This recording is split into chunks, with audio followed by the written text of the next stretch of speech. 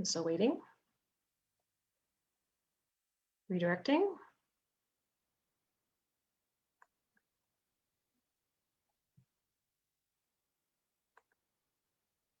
And it's doing something.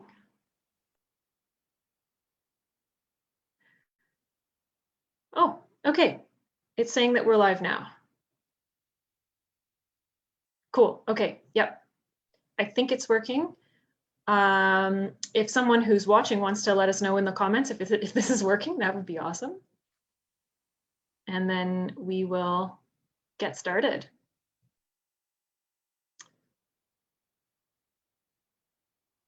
I can't hear you, Renee. You're muted. Sorry, I was just yelling at my roommate to see. Oh, okay. Yes. Okay. Okay, awesome. It looks like we're good to go. We're getting some thumbs up. Super. Okay. So we are live. Welcome to Home Studio E's very first virtual discussion on creating welcoming spaces for people living with HIV. My name is Tanya. I'm the community developer here at Elevate. And joining me today is Rene Boucher. He works with the Ontario Aboriginal HIV/AIDS Strategy, or OHAS for short. This is the first of 5 discussions. Renee's going to be with us next week, and then we'll have a couple of different special guests just to switch things up for fun as we work through these topics and these discussions and talking about stigma and how to create welcoming spaces and how do we make sure our spaces are open to people who are living with HIV. Renee, if you would introduce yourself. So my name is Rene Boucher, and like Tanya said, I work for OHAS. I've been with them just over a year now, but I've been working with them in some capacity since they formed in, I believe, 1995. And I'm somebody living with HIV. This is going on my 28th year of living with HIV. And certainly HIV stigma is a very important subject to me. I think, to be transparent, this is my first time ever doing something like this in a format like Facebook Live. But I'm looking forward to it. I'm looking forward to the discussion, and I'd welcome any questions people may have for me. I'm an open book. Thank you. Thanks, Renee. Yeah, this is my first time doing something with this format on Facebook Live too, especially over Zoom. We've done some stuff in person in the office, but never like this. So let's hope the technology stays with us and we are able to have a good discussion. So this discussion is related to the post that went out on Tuesday. So if you missed that post, I would recommend going back and taking a look. It was a real introduction to what it means to have a welcoming space and why that's so important.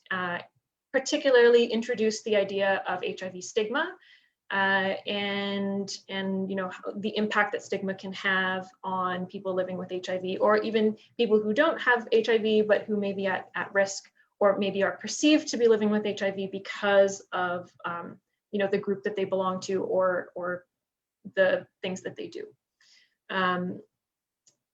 So take a look at that post if you'd like. It'll still be on. It's very brightly colored, so you'll see it in big title: creating welcoming spaces for people living with HIV. So this is part 1 of the discussion.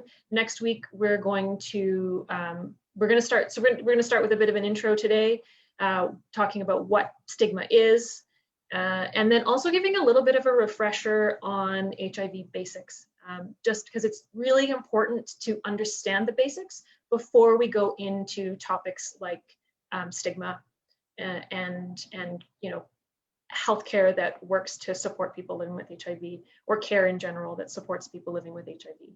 So we'll talk a bit about the basics, and then over the next 4 weeks, you know, this is the first week, and then 4 more weeks after this, we'll be breaking down stigma into, you know, talking about different types of stigma, the different areas that stigma shows up in, And then some things that we can do to start to assess that our procedures and processes and policies to make sure that they are not stigmatizing, and things that we can do in our everyday life as we approach people, just being mindful of how we approach people and the things that we do and say. So hopefully you'll end this series with some really good tools, a really deeper understanding of HIV stigma and how it works, and why it's so important still, why we're still talking about it today, 30 plus years down the road since the start of the pandemic. Yeah, why it's still so prevalent, and what we can do to reduce it. Let's start with a bit of a definition of stigma. So we, in the post, I'm just gonna we define stigma as negative beliefs, attitudes, or feelings toward a person or a group of people. That's stigma generally, and stigma can happen around all kinds of things. There's stigma against people who use drugs, there's stigma against people who have been homeless, who have been incarcerated, who do sex work, all kinds of things that cause people to be stigmatized or cause other people to hold negative beliefs about a person or a group. HIV-related stigma is a negative belief about a person based on their known or perceived HIV status. HIV stigma often leads to unequal treatment, discrimination, marginalization, increased isolation for people living with HIV. And it also intersects with different aspects of identity, including somebody's gender, their sexual activity, their race, income level, mental health, all kinds of different intersecting identities.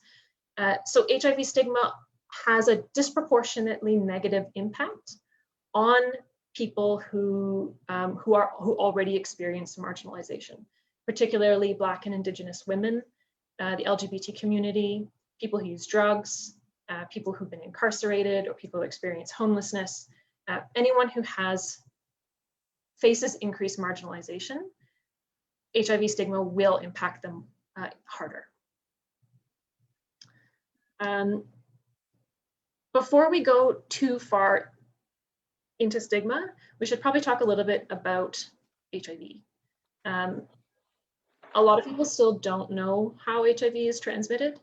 And I'm sure, Renee, you come up upon this a lot when you're doing education. What is the most common misunderstanding that people have around how HIV is transmitted? Well, I still think in this day and age, and it is 2021, over 30 years later, and it's still thought of as a gay disease. So, I guess when we're talking about HIV, and it can be sexually transmitted. That's one of the roots of transmission. It's important to understand that it doesn't matter about somebody's sexual orientation.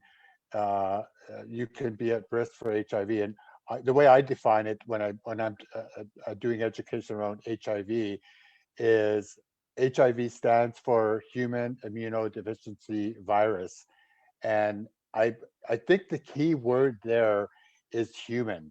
If you're human, you could be at risk for HIV. So it's really important to think about it from that aspect, because that we can start to begin answering some of the questions we have around HIV stigma, and answering it with that general statement of saying it's a human disease. Because another stigmatizing belief that some people used to have, that you could get it from mosquitoes, from insects. So again, just remember, it's a human disease. So I think that's one of the key things I would suggest when doing education, is talking about the human aspect of it. Yeah. It's amazing how people still conceive of HIV. It's been around for a while now, and we know where transmission happens, but there's still in the popular consciousness, there's still this idea of it being, affecting only gay men, or being transmitted by everything. Mm-hmm. Yes. Yeah. Yeah. So just for the folks out there, there's 5 fluids that can transmit HIV. and spit's not one of them. It's not. People ask me that all the time. Spit? No. Spit with blood in it? No. No. So blood, semen, including pre-cum, vaginal fluids, anal fluids, and breast milk. That's it. Only those 5. Do people, when you talk to people, Renee, do people worry a lot about body fluids? I think in the earlier days, I can remember when I was first learning about it.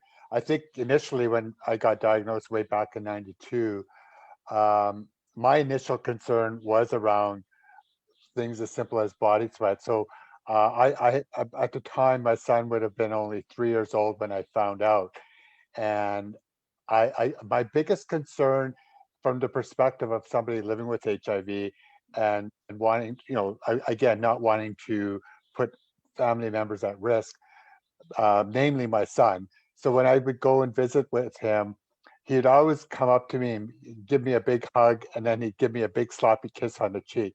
So when I found out about my HIV, I was really concerned about that. But how I addressed it is I went out and I sought out the information to see if that was in fact a risk factor, and found out it wasn't.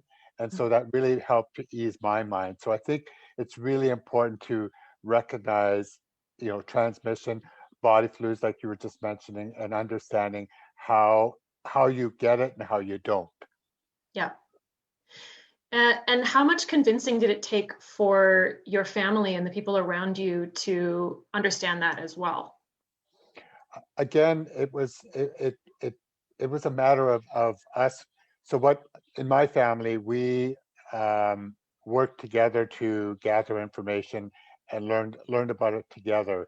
And the reason being is that I'll give you an example. One of my family members, we went to the movies together, and he went and bought the pop for us. And so when he came back, he saw me take a sip out of the pop, but he wasn't sure which one was which. So of course he had some anxiety, but then he realized in that moment how important it was to educate ourselves about it. So recognizing that there was no risk of transmission. Now today we talk about COVID. We talk about the flu season, cold and flu season. He had more risk of something like that for my straw than for HIV. So I think it really, we worked together to gather the information. It was both our responsibilities to learn that information. Yeah, that's a really, really important point, because I think that is really at the root of stigma, is not having that information and not doing the education that can really trigger those stigmatizing behaviors, like that exact example of, he wasn't sure, then he was worried about which straw he should drink out of, and that could have gone another way. It could have really resulted in something that felt very uncomfortable and very stigmatizing and really negative. But because exactly. you were able to work through that together and do that education, it didn't. Mm-hmm. Mm-hmm. Yeah.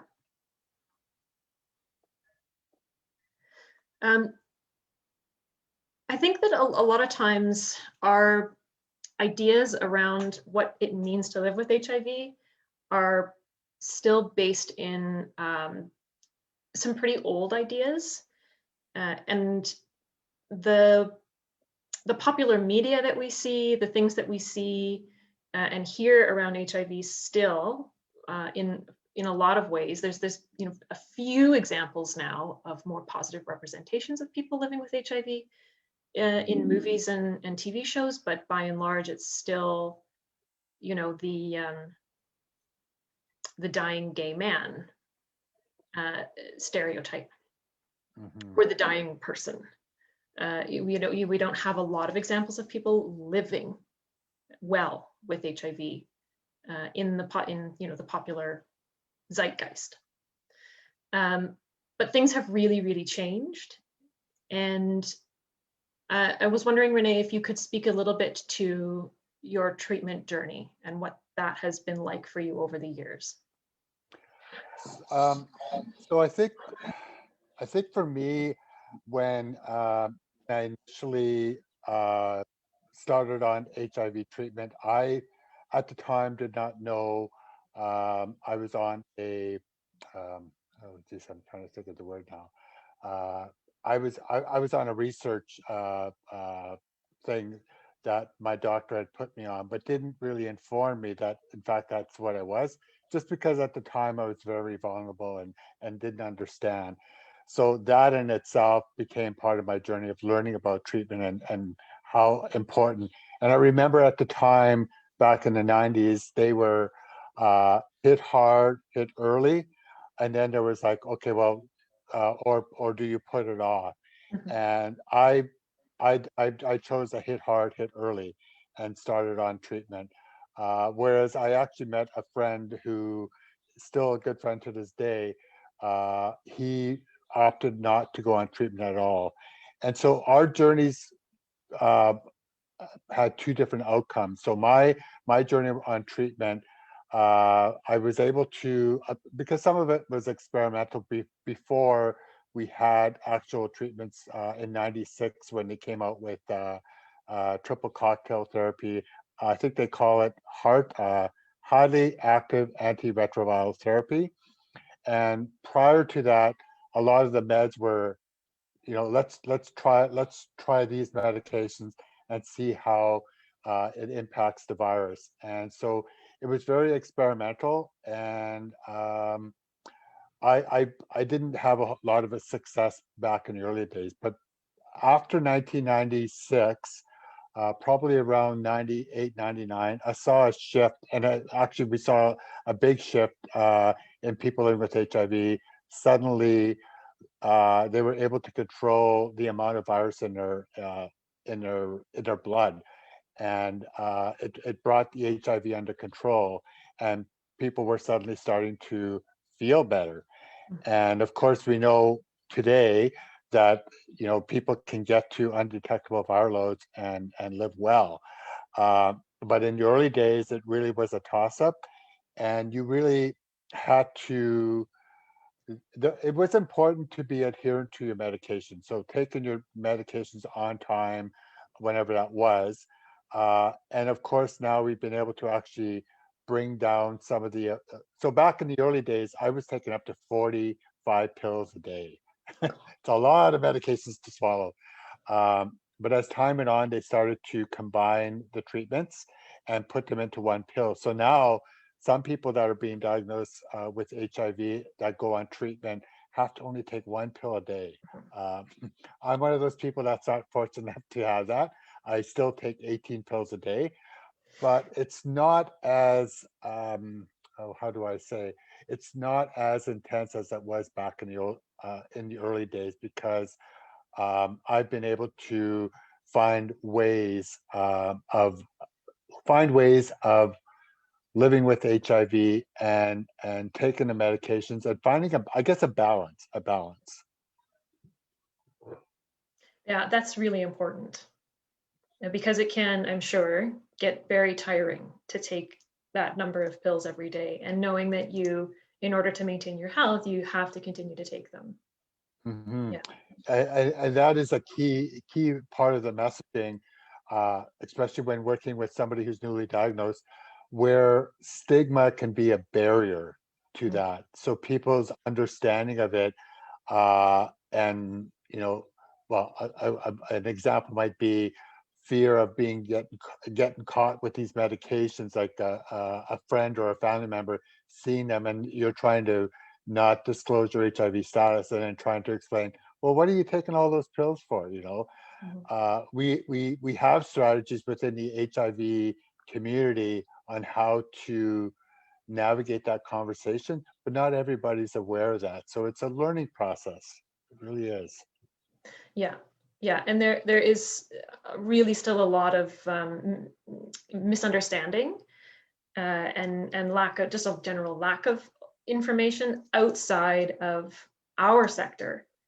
Um, a friend of mine used to, he worked construction, and he would have to take his pill on the sly, like, oh, just, I'm going to go for some water. And then because he couldn't take them at nighttime, had to take them in the daytime, and had to sort of find ways to make excuses around it, just because there was no sense of safety within that community, within his construction community or workplace, to be able to talk openly about it. Meanwhile, like other people were like, oh, I gotta take my diabetes pill, whoop, and it was fine. But yeah, so there's still this disconnect between HIV and really any other chronic illness that people are living with. And that fear of getting caught can be so crippling for some people. And I think that's important that we acknowledge that, because, this is why it's so important to have this conversation around the barriers that stigma causes on society, but also causes on people living with HIV. It can be very crippling, that fear. Yeah, and really can prevent people from wanting to start treatment in the first place, or continuing it, because it just starts to feel too dangerous. Yeah. One thing you talked about, you mentioned a term, undetectable viral load. So I just want to just define that in case folks aren't sure what that means. So what an undetectable, so the viral load is the amount of virus in a person's blood sample. And with modern treatments, we're able to get the person's viral load, so the amount of virus in their blood, down to a level that is not detectable by the tests we use to look for HIV virus. So it doesn't mean that it's gone, it's just down below a detectable level. And once a person achieves that and is able to maintain it, they cannot transmit HIV.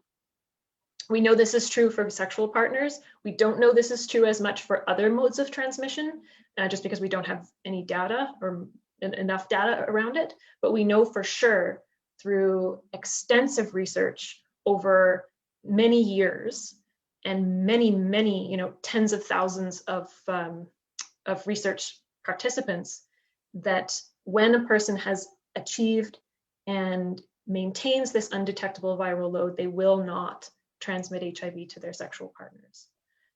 So getting onto treatment and removing any barriers that there might be to someone getting onto treatment and staying on treatment becomes a really important prevention strategy.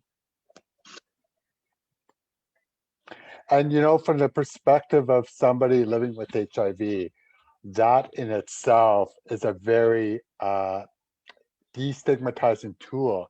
But again, it's helping people understand it. So as a person living with HIV, if I wasn't aware of that, then that fear, and I think at some point you're going to be talking about internalized stigma, self-stigma, but that can be very difficult for someone living with HIV, their fears around passing the virus on to another person, another person within their social circle, or just another person in general, if they don't have that understanding. And now that we have this tool available to us, and research has been done around it to help us better understand transmission, that is liberating, like for someone living with HIV to say, oh my God, like, is that true? Like, if I on treatment, I maintain an undetectable viral load, that, I can't transmit the virus sexually, like, that's huge. It's huge, so it's I think it's great, and from my perspective as someone living with HIV, I think that's why it's so important in the work that I do. So I spend a lot of time with people living with HIV, and providing support from that vantage point. And it's an important message to try to get across to my peers, understanding the importance of your taking your medications, maintaining an undetectable viral load, because it really is a liberating feeling knowing that you can't transmit the virus. It really is. Yeah. There's another aspect of that, though, that you have also spoken about, Renee, and it's sort of creating this double, I don't know what the double standard is the right word, but there then is like two tiers of people. There's people who are the good people living with HIV who are on treatment and maintain an undetectable viral load, and then people who don't, and they become extra stigmatized because for lots and lots of reasons they're not on HIV treatment, or they're not able to stick to it, or they're not able to get to an undetectable viral load. I wonder if you can just explain that a little bit. Yeah. So I think it's important to recognize that even though we have these treatments available, they're not readily available to everybody. There's a lot of barriers in place that prevent people from getting access to treatment. And I think this is where again, you're going to be talking more about this in the next week's conversation around institutional stigma, stigma around people's understanding of treatment. For the Indigenous communities, many of our communities are flying communities, and having those medications readily available to someone living with HIV might be a challenge within those communities. So we always got to take these things into account, because not everybody has equal access to the treatments, and there's a lot of different barriers that put up these blockades. Yeah, and we have these tools, and we're able to prevent HIV transmission through treatment, but we still can't fall into judgments around for people who aren't able to stick to treatment. There's so many complex reasons why that might be the case. And going back to stigma, the safety piece in being able to take treatment is a huge one. Like if you are in a relationship or living with someone who's going to respond really negatively or respond with violence if they find this out, or you're going to be kicked out of your house and have nowhere to live if someone finds this out, then you're going to be a lot more reluctant to get onto treatment, and we can't fault people for that. No, and that's why it's so important to have this, to be able to have these open conversations about that, have this open dialogue, because at the end of the day, we can do prevention. I know Canada has a goal of reaching 90-90-90 by 2030, I believe. Yeah. And we have a ways to go with that, because stigma is one of the biggest barriers facing us right now. And I can remember in the early days of HIV, when treatment wasn't that great, we were more concerned about survival, about living to an old age. And so when we thought about stigma wasn't a huge priority at that time. I forgot what the point I was going to make. But I just think it's important that we have this conversation moving forward, so that we can reach those goals of 90-90-90, and at the same time being able to have a normal conversation about HIV, just like if we were talking about diabetes or talking about COVID-19. We're having open dialogue about it. People sometimes might say things that aren't necessarily true, but at least we're able to have an open conversation about it. Whereas HIV, I can go in a room and talk about HIV, and if it doesn't pertain to somebody in that room, I won't get anywhere with the conversation. Yeah. So I think it's really important to, I'm really glad that you're having this dialogue.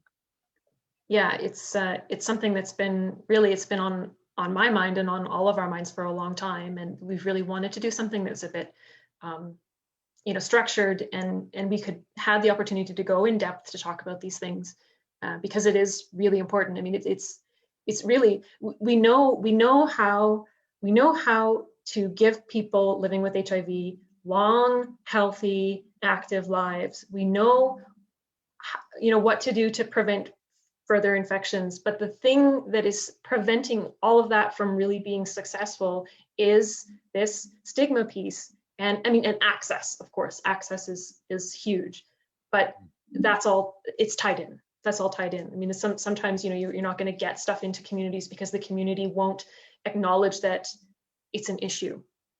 Mm-hmm. They won't acknowledge that HIV even exists in their community or is a risk for their community. So it's all tied in together. Another thing that I just wanted to define, you mentioned the 90-90-90 targets. And again, for folks who are outside of the HIV sector might not be aware of that, but there are global targets in HIV prevention that have been set.